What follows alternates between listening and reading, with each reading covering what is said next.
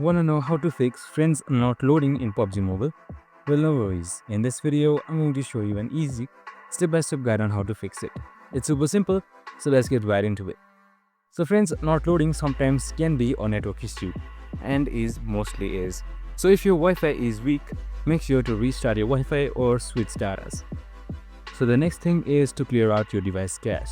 So simply hold on your PUBG Mobile application and then head towards app settings right here.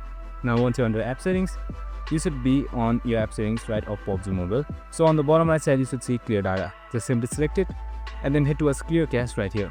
Now once you're under clear cache, just simply select OK and then all of your junk files should be removed and your PUBG Mobile should start working. And if it still doesn't work, simply reinstall your PUBG Mobile application. And that's it. I hope this video helped. If it did, make sure to like, subscribe and tune in with us for more of these videos. See you in the next one.